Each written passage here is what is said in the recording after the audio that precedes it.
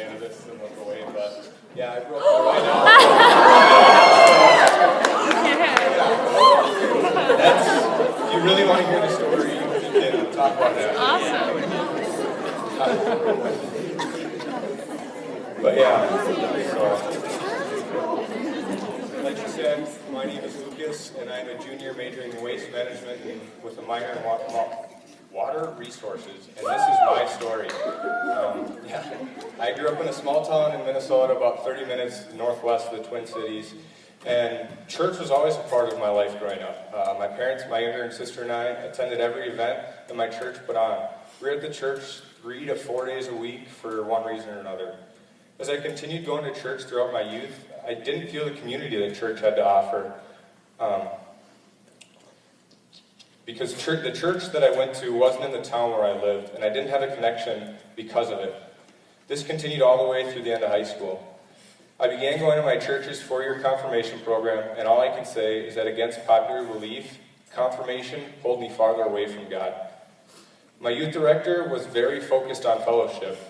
Not that fellowship was bad, but I was one of the 3 people who didn't go to school in the same town of my church. Everyone in that confirmation program already knew each other extremely well, had established friend groups, and had at least one thing they could talk about from school. My youth director was so focused on fellowship, he missed the God part of confirmation. I got through the 4-year confirmation program and didn't know anything more about what being a Christian meant than I did before confirmation. I confirmed what I thought was a strong faith based on what I learned in that class at the end of 9th grade. This left me in a very spiritually dark time. I remember thinking to myself every Sunday morning, if I can go through a 4-year confirmation program and not learn anything, I must know everything there is to know about being a Christian. So why should I keep going to church? I began to skip church on Sunday morning so I could sleep for that 1 extra hour. This is how I lived my spiritual life after confirmation all the way through the end of high school. The only times I would go to church was on the major holiday services, so my parents were happy. Fast forward to the end of my last summer before college, I was extremely nervous to come to Point. I lived 3.5 hours away from the school. I was very introverted, and on top of that, the only person I knew that was coming to Point was from my church, and again, I didn't know him very well. I was going to be away from my family and know absolutely no one.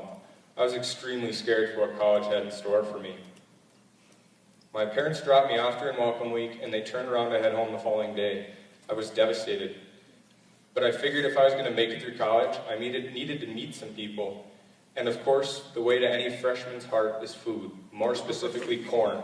Yeah, that's right. I went to the corn roast, which at the time I had no clue was sponsored by Crew, and happened to run into a few guys. And from there on, we just clicked and still hang out to this day. About a week later, one of the guys looked at me and asked if I wanted to go to Crew, and I had no idea what it was. And he explained to me that it was just a group of college-age Christians that got together for a student-led church service. I remember thinking that I knew what it meant to be a Christian, so this would be a great opportunity to spend some more time with this friend and maybe meet some new ones. I said yes, and we went. I came back after Crew that night and had never felt so connected with God. A week passed, and this time I was asking him if we were going to Crew. I was so excited to spend time with new people and worship the Lord. Soon after that Crew Thursday night, I got the, "Do you want to meet for lunch and talk?" For some reason, I agreed to meet up with these 2 complete strangers, but we had an amazing spiritual conversation like this, and they genuinely cared about me and my spiritual well-being. I knew right then and there that I had to rededicate my life to Christ right there in a booth in Lower DeBow. The next semester, me and my friend decided Bible study would get us more involved.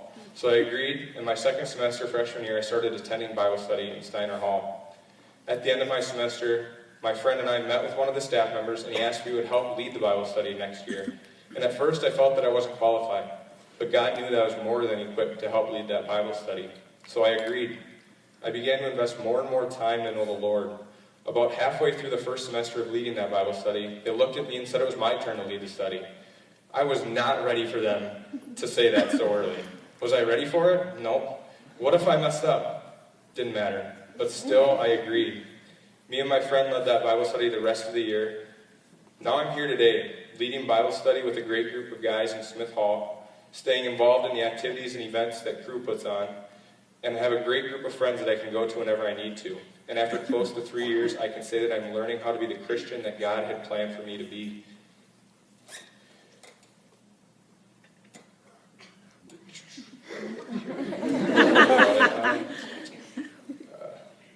finish my story, I want to leave you with a few things to think about.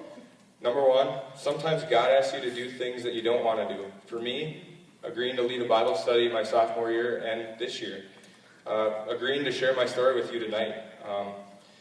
But there's always a reason for that. It may be uncomfortable, but in the end, you're going to grow so much. I have learned to put my trust in God, even when He puts me in uncomfortable situations, and I encourage you to do the same. I also want to... Whoa, not that page. Come on. I also want to leave you with a passage from 1 Peter.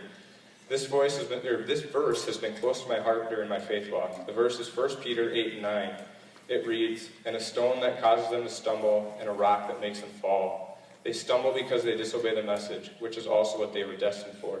But you are a chosen people, a royal priesthood, a holy nation, God's special possession, that you may declare the praises of Him who called you out of darkness into His wonderful light." No matter where you're at, God has that open door for you to find your way to Him. If you heard anything tonight that resonated, want to know more about my story, maybe my broken elbow, I don't know, maybe just want to talk, I'll be in the back after crew and you can find me there.